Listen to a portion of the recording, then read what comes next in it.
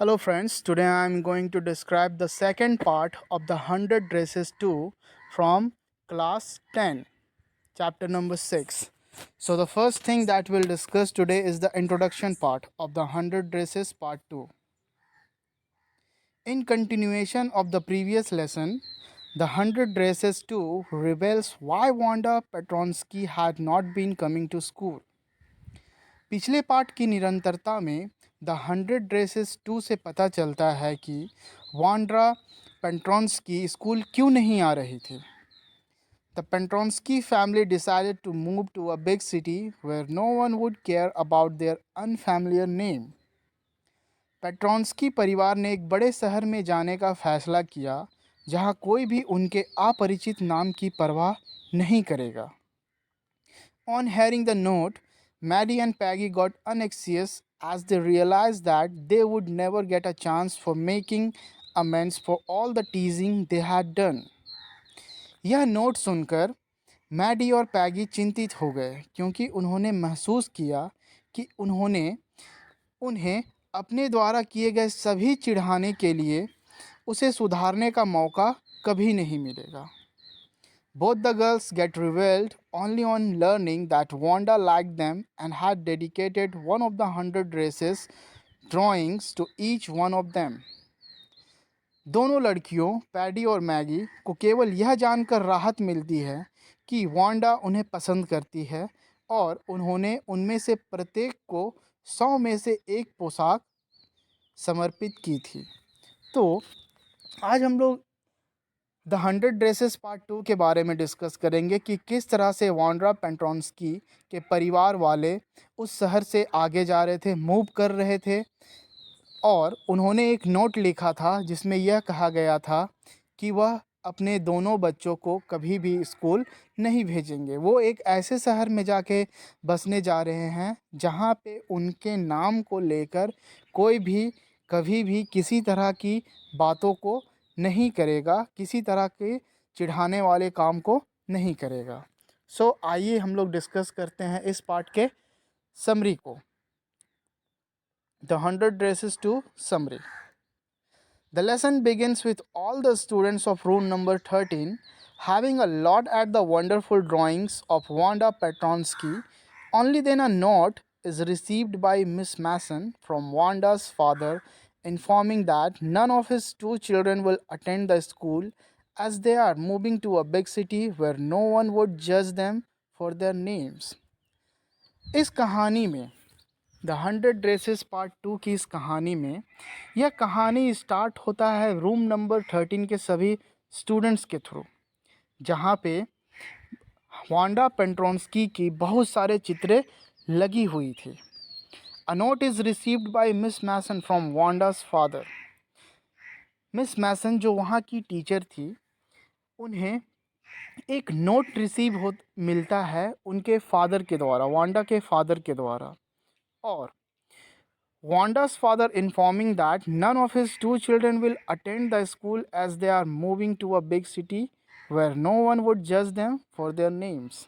और उस नोट में, उस पत्र में, उस चिट्ठी में वांड्रा के पिता जो रहते हैं वो मिस मैसन को यह बतलाना चाहते हैं कि आज के बाद वे अपने दोनों बच्चों को स्कूल में नहीं भेजेंगे, क्योंकि वो एक ऐसे शहर में, एक इतने बड़े शहर में मूव कर रहे हैं, एक ऐसे शहर में जा रहे हैं जहां उनके नाम को लेकर उन्हें कोई भी जज नहीं करेगा। Miss Mason was left shocked and conveyed her disappointment to the class. Maddie was affected by this letter of Wanda's father. She instantly developed an urge to apologize to Wanda. Miss Mason was left shocked and conveyed her disappointment to the class. Miss Mason को जब ये पता चलता है, जब उसे letter मिलता है, तो वो बहुत ज़्यादा दुखी हो जाती है और पूरे क्लास में शांति का माहौल छा जाता है।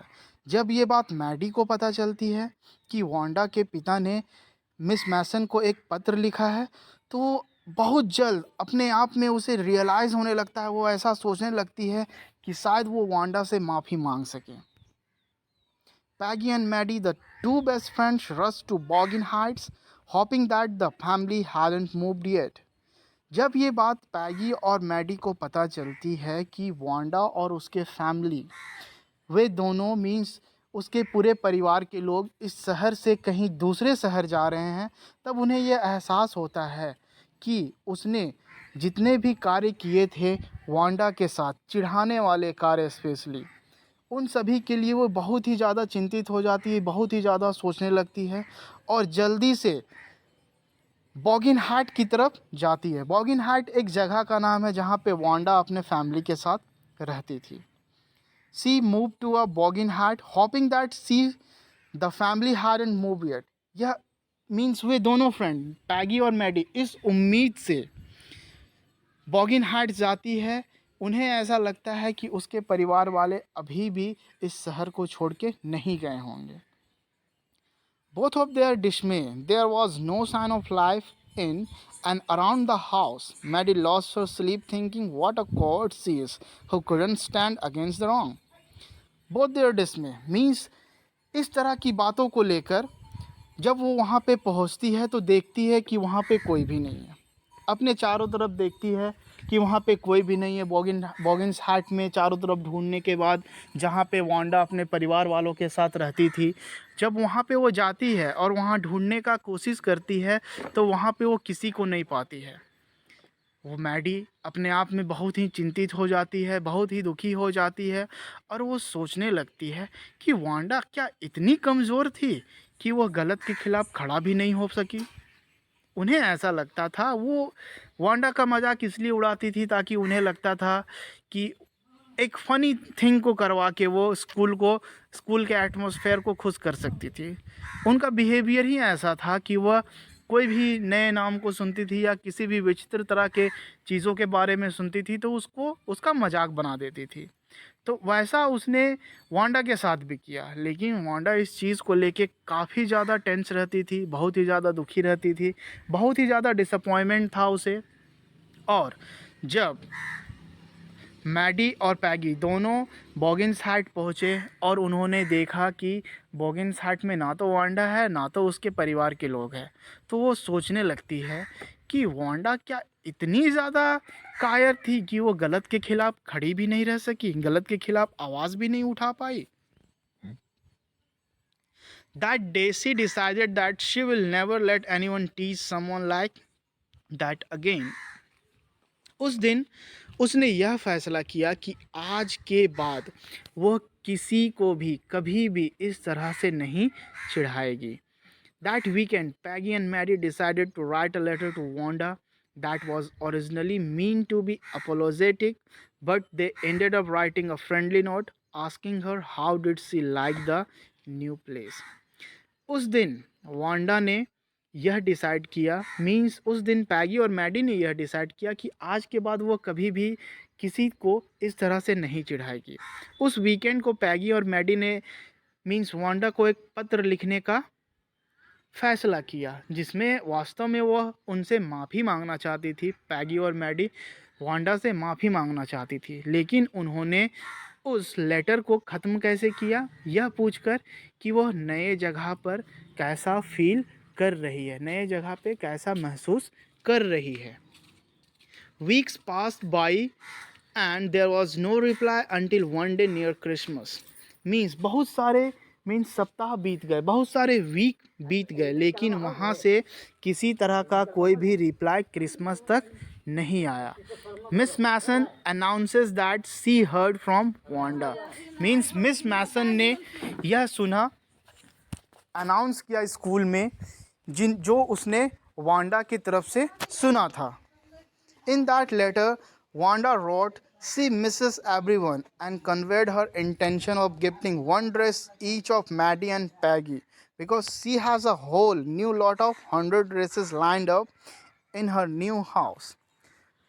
मिस मैसन ने जैसा कि पूरे क्लास में अनाउंस किया कि वांडा ने उन्हें एक पत्र लिखा है और उस पत्र में वह लिख रही है, कह रही है कि वह सभी लोगों को बहुत बैडली, बहुत बुरी तरह से, बहुत बहुत ज़्यादा मिस कर रही है। और वह ये भी कहना चाहती है कि वह अपने नए घर में जो 100 ड्रेस फिर से बनाई है, उन ड्रेसों में से पैगी और मैडी के लिए एक एक ड्रेस को वो गिफ्ट करना चाहती है. Both of them were happy to receive it and later realized that it was their faces she had drawn along with the dresses. Means वे दोनों बहुत ही ज़्यादा खुश हो जाती है इन सभी चीज़ों को सुनकर, इन सभी चीज़ों को रिसीव कर कर, और उन्हें यह ऐसा एहसास होता है कि ये सिर्फ ड्रेस नहीं है, ये इनका चित्र है जो वांडा ने उन लोगों के लिए बनाया है. Thus, they both concluded that Wanda did like them. और इस तरह से उन दोनों को ऐसा लगता है कि वांडा आज भी उन्हें पसंद करती है, आज भी वो वांडा जो है वो पैडी और मैगी से नाखुश नहीं है. और इसी तरह से द 100 ड्रेसेस पार्ट 2 का यह जो चैप्टर था वो ख़त्म होता है.